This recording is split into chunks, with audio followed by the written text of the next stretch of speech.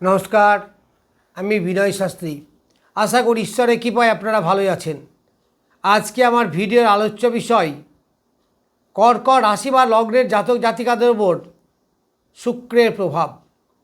এই শুক্র আগামী 1 আগস্ট কন্যা রাশিতে যাবে, নিচস্থ হবে এবং সেখানে 2 সেপ্টেম্বর অবধি থাকবে।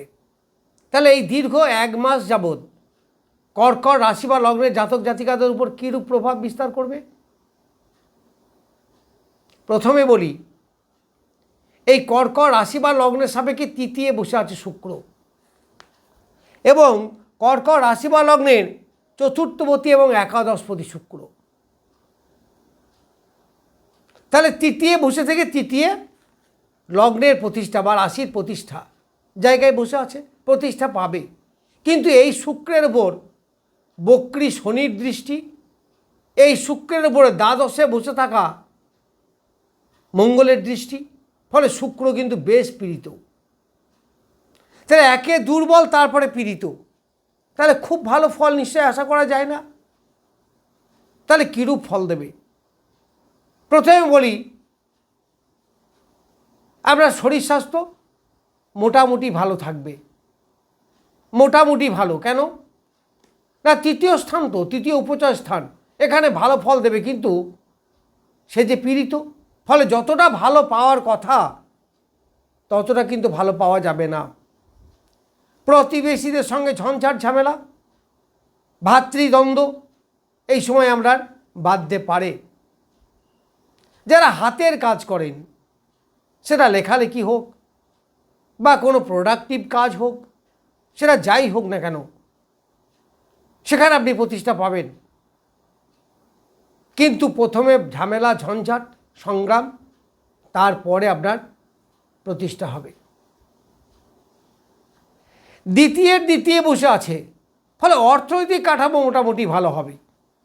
অর্থ আসবে, এই অর্থ আসবে এবং প্রত্যেকটা ক্ষেত্রে একটু ঝামেলা ঝঞ্ঝাট এইগুলো কিন্তু হবে। এই শুক্র একাদশপতি, আবার চতুর্থপতি। তাহলে আপনার গৃহের ব্যাপারে কেমন হবে? গৃহ পরিবর্তন। আপনি যদি যারা গৃহ পরিবর্তন করতে চাইছেন, ভাড়া বাড়ি হোক বা এক বাড়ি থেকে অন্য বাড়িতে যাওয়া হোক, এইগুলো কিন্তু হবে, এই সময় হবে। আবার দূরে কোথাও চলে যাওয়া, এক জায়গা থেকে অন্য জায়গায়, সেটাও হবে। এই শুক্র পঞ্চমের একাদশে বসে আছে। একাদশ উপচয় স্থান, ফল আপনার কিছু লাভ দেবে। পীড়িত হলেও সন্তানের ডেভেলপমেন্ট, সন্তানের সাকসেস, প্রেম প্রীতির ব্যাপারে অনেকটা এগিয়ে যাবেন, অনেক নতুন প্রেম হবে। আবার যাদের পুরনো প্রেম ব্রেকআপ হয়েছিল তাদেরও আবার হবে, কিন্তু সেখানেও একটু ঝামেলা ঝঞ্ঝাট এইগুলো থাকবে। কারণ বক্রী শনির দৃষ্টি, শনির কাজ তো ডিভিশন, ডিটাচমেন্ট, তাহলে সেখানে একটা সমস্যা আসবে। আপনার যে প্রতিষ্ঠা, সেই প্রতিষ্ঠা, কানেকশন, যোগাযোগ, কোনো কাজের যোগাযোগ করলেন বা ব্যবসার কোনো কিছু যোগাযোগ করলেন বা বিবাহের ব্যাপারে কোনো যোগাযোগ বা চাকরির কোনো যোগাযোগ, এই যোগাযোগ দেখবেন প্রথম দিকে ঝামেলা ঝঞ্ঝাট এইগুলো হবে। এবং এমনকি কোনো প্রতারক টাইপের লোক আপনাকে ইউজ করে নিতে পারে, সেই দিকে কিন্তু সতর্ক থাকবেন। প্রতারিত হওয়ার একটা জায়গা। এক কথায় শুক্র একে নিচস্থ, তারপর আবার দুটি অশুভ গ্রহের দৃষ্টি। শনি নৈসর্গিকভাবে অশুভ গ্রহ, মঙ্গল নৈসর্গিকভাবে অশুভ গ্রহ, তাদের দৃষ্টি। তাহলে এই শুক্র নিশ্চয়ই খুব ভালো ফল দেবে আশা করা যায় না। এই শুক্র পঞ্চমের একাদশে, তাহলে আপনার যে প্রতিভার বিকাশ সেটা হবে, কিন্তু বাধা বিপত্তির মাধ্যমে। অনেক সময় দেখবেন পড়াশুনোতে অ্যাটেনশন খুব একটা লাগছে না, মনটা যেন কেমন চঞ্চলতা ভাব, একটু উড়ে দাঁড়া, ঠিক অ্যাটেনশন আপনি দিতে পারছেন না, এইগুলো হবে। সন্তানের শরীর স্বাস্থ্য মোটামুটি ভালো যাবে, কিন্তু তবুও সন্তানের প্রেম প্রীতির ব্যাপারে কিন্তু যথেষ্ট সমস্যা দেখা দিতে পারে। ষষ্ঠের দশমে, ফলে কর্মের জায়গা কিন্তু ভালো, চাকরি হবে, অনেকে প্রাইভেট সার্ভিস হবে, যারা চাকরি করছেন তাদের ট্রান্সফার হতে পারে, চাকরিতে প্রমোশন হতে পারে, তবে সেখানেও কিন্তু একটু ঝঞ্ঝাট ঝামেলা এগুলো থাকবে। কারণ কর্কট রাশি বা লগ্নে অষ্টমে বসে আছে কিন্তু রাহু, সেখানে একটা বাধা বিপত্তি আছে, ফলে খুব ভালো কিছু শোনানো যায় না। আবার নবমে বক্রী শনির দৃষ্টি পড়ছে এই শুক্রের উপর, তাহলে নবমে পিতার শরীর স্বাস্থ্য নিয়ে একটু ডিস্টার্ব, এর মধ্যেই পিতার বিলাসিতাও আবার একটু বাড়বে,